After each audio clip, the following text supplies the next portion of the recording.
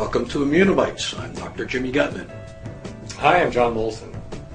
Jimmy, we've done many Immunobites together, but you never come with props like this. Well, these are just natural products, John. I want to bounce them off you. The audience is wondering, and I'm wondering, what point you're trying to make. Well, everybody's always asking about cysteine, and everybody's always asking about N-acetylcysteine, so I decided to take a closer look. Well, we know that cysteine is a very important building block for glutathione. The stuff in those bags looks awful strange. Well, okay, can't blame you. This is human hair. Now, I'm not an expert, but I don't think that's kosher.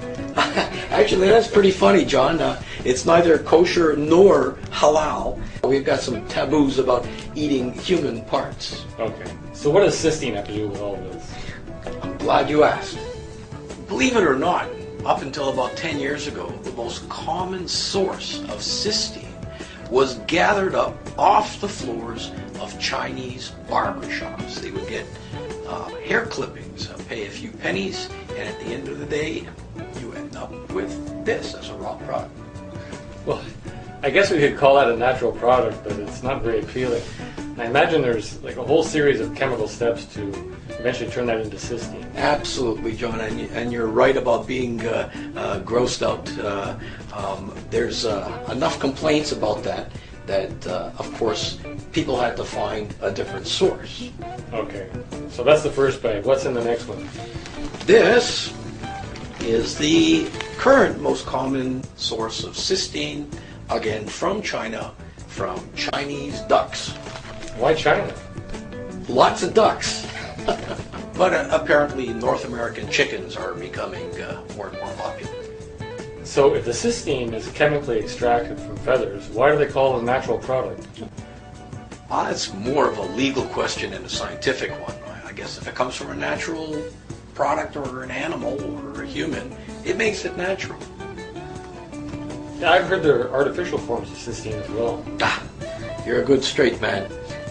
These are so-called synthetic forms of cysteine, and they're far less popular because they're far more expensive. Okay, so there's only one bag left. What's in that one? Oh, this one here. This is a bunch of industrial chemicals that's cleverly modified into cysteine. Another source of cysteine is the fermentation of corn sugar, and it requires some pretty high-tech chemistry. Enough for it to be called synthetic instead of natural. Well, in either case, whether it's cysteine or L-cysteine, whether it's natural or synthetic, when you take it orally as an isolated amino acid, it just doesn't work very well as a glutathione precursor.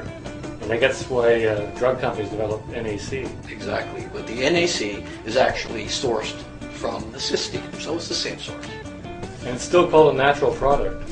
As it depends who you buy it from, John. If you buy it from a pharmacy store or is prescribed, you get it at a hospital, it's called a drug. You get it at the natural health food store, it's called a natural product, but they're one and the same. You know, that's a real eye-opener, Jim. And that's really one of the major differences between Immunocal and so many other products. If we change Immunocal even a bit from how it's found in nature, it stops working properly. Let's hear it for nature, and let's hear it for Immunocal. Yes, sir. To health. To health.